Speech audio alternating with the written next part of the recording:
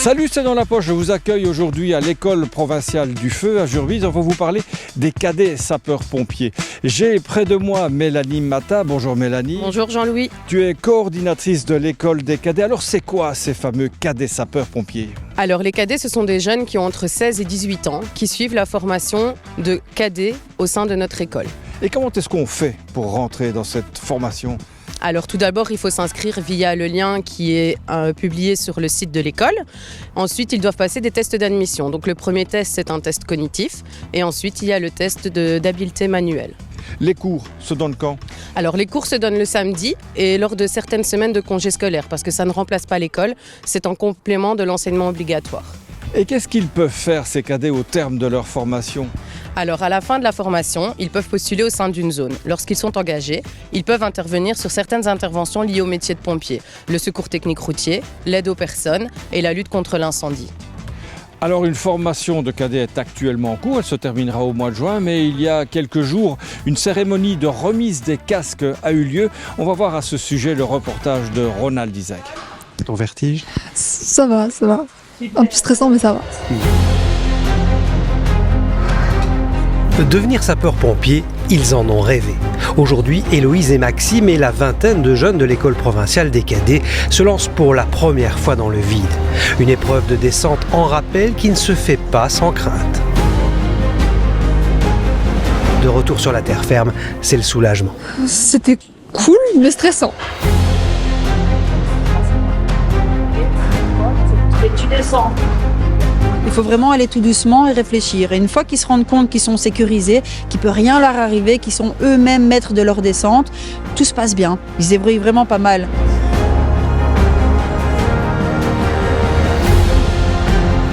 Quelques heures plus tôt, c'est sur les bancs de l'école que nous les suivions. Au programme, présentation du matériel et des mesures de sécurité. Alors, c'est des notions théoriques qui sont très importantes parce que justement à partir du moment où il y a la mise en pratique, il y a des risques de chute de grande hauteur. Donc on insiste beaucoup sur la sécurité et l'utilisation du matériel, savoir utiliser le matériel correctement. J'ai ma main qui passe sur le côté qui va aller crocheter la boucle. Tous les cours qui sont en train de suivre sont reconnus.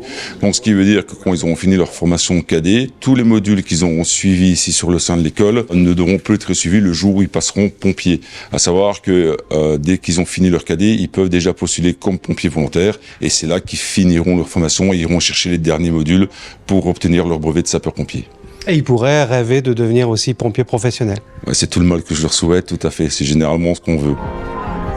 Maxime, comme tous les autres, suit une scolarité classique, mais c'est devenir pompier qui le fait vibrer, tout comme son grand-père avant lui. J'ai toujours ce souvenir quand j'étais sur la grande place de Bruxelles dans une autopompe et ça m'a marqué. Depuis toujours, j'ai été passionné. Dès que j'ai vu cette opportunité s'ouvrir, j'ai foncé. À 16 ans, Héloïse connaît elle aussi les risques du métier, mais l'envie de se sentir utile l'emporte sur tout le reste.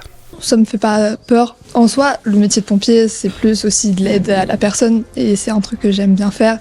Et mettre ma vie en jeu pour aider les autres, ça me dérange pas si c'est pour aider les autres. Ta famille, comment elle a réagi ? Elle est fière que tu fasses pompier ? Ma famille, elle est très fière que je fasse pompier, même parce que je suis un peu le premier pompier de ma famille et en plus je suis une fille, du coup c'est encore plus une fierté. Se dépasser pour servir, sapeur-pompier plus qu'une profession, une vocation.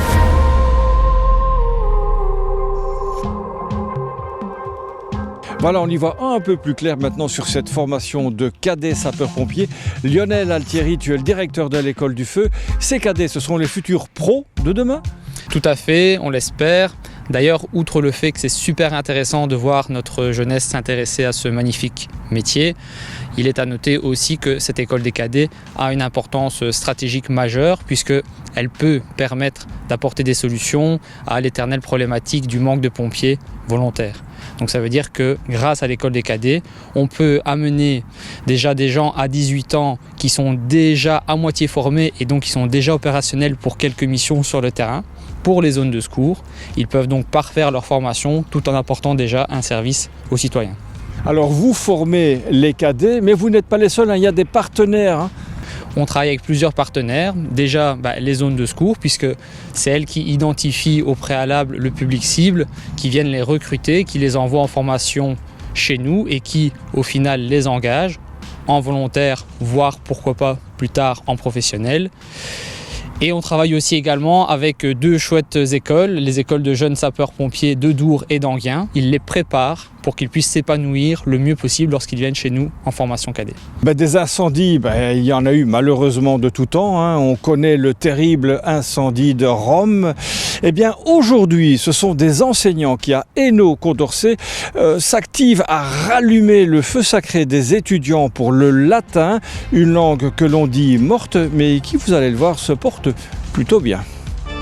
On croyait le latin définitivement enterré, à l'image de ce texte en forme d'épitaphe. Détrompez-vous, dans cette classe, on ressuscite la langue de Jules César à l'aide d'un tableau numérique. Ça fait longtemps qu'on utilise les nouvelles technologies dans l'enseignement du latin. D'ailleurs, on dit que souvent les latinistes sont de bons informaticiens, ils ont l'esprit rigoureux. Donc oui, on est vraiment à l'écoute des nouvelles technologies. Et pour ce qui est de ressusciter, on espère qu'il n'était quand même pas mort. Mais c'est clair qu'avec le tronc commun et le pacte pour un enseignement d'excellence, il va regagner une place de premier plan puisqu'il va redevenir obligatoire pour une partie des élèves en tout cas. Et oui, à partir de 2027, le latin fera son grand retour en classe. Ce sera de manière obligatoire à partir de la 2e secondaire, 3e secondaire, fin du tronc commun, du nouveau tronc commun. Et puis pour enseigner à tous ces jeunes qui seront qui auront une obligation de suivre le latin, il faut bien former des enseignants. La réforme coïncide avec le passage à 4 ans de la formation des anciens régents. Il fallait donc s'y prendre dès maintenant, mais tous n'ont pas forcément choisi le latin. Non, pas du tout. Il y a beaucoup plus d'étudiants qui sont en section littéraire. Il y a une autre option qui est français langue étrangère et encore une autre qui est orientée vers la philosophie et la citoyenneté. Et voilà, donc ils choisissent en fonction de leur affinité. Vous aviez déjà fait du latin auparavant ? J'ai fait 2 ans de latin dans le secondaire, donc ma première et en 2e. Et puis j'en ai plus du tout fait. Alors pourquoi vous avez choisi cette option ? Parce que je pense que c'était la plus intéressante pour enseigner la langue française, selon moi. Et donc voilà, c'est surtout pour ça. C'est un bon outil aussi quand on veut enseigner le français. Oui, surtout au niveau des racines latines, on comprend un petit peu comment les mots se sont formés et ça permet aussi de comprendre pourquoi on l'utilise dans certaines situations.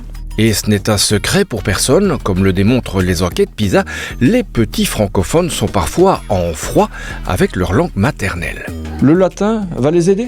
Oui, je pense. Je pense vraiment que le latin peut les aider à partir du moment où le latin oblige vraiment à revenir aux fondamentaux de la langue, aux fondements de la langue. On sait que le fait d'avoir une maîtrise de la langue au niveau de ses origines, de pouvoir réfléchir d'où vient la langue, permet aussi de comprendre les nuances, de comprendre les particularités. Donc je pense que c'est une grande chance. Et en tout cas, on aurait tort de ne pas le tenter. Arnaud, lui, est en quelque sorte un vieux de la vieille. Mais à travers ce cours de latin, il retrouve une seconde jeunesse. Je suis plutôt jeune, je vais avoir 39 ans et j'ai repris mes études il y a très peu. Je suis arrivé au mois de novembre et le latin, j'en ai fait pendant 7 ans. Mais ça remonte il y a plus de 18 ans. Donc pour moi, c'est comme si je reprenais tout à zéro. Donc je suis un petit peu largué par moment, mais je m'accroche. Donc voilà. C'est possible ça de reprendre des études sur le tard ? On n'a pas le choix. Parce que je suis institut primaire à la base. Et j'ai voulu travailler dans le secondaire en tant que prof de français. Et mon diplôme n'étant pas valable. Mais je n'ai pas eu d'autre choix que de reprendre mes études il y a peu. Donc je suis parti pour 4 ans. Bien sûr, ici, l'objectif n'est pas de former des romanistes pointus. Les exigences, c'est de faire de bons profs de latin qui soient motivants pour les élèves. Donc, bien sûr, à la base, il y a quand même la connaissance de la langue. Ils doivent être à l'aise. Donc, on commence par ça cette année. Et puis, progressivement, on va leur apprendre à didactiser la matière, c'est-à-dire à faire de cette matière un cours agréable et à ne pas faire que de la grammaire.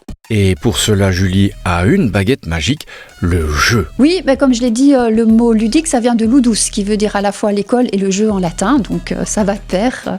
Une méthode qui ravit les étudiants. Arnaud a même imaginé un petit quiz pour agrémenter le cours de latin façon Carpe diem. Sans le latin, la messe nous emmerde. Voilà, c'est dans la poche, c'est terminé. On se retrouve la semaine prochaine. Et si vous avez envie d'apprendre à dompter le feu, c'est ici, en français comme en latin, hic et nunc, que ça se passe. Ciao!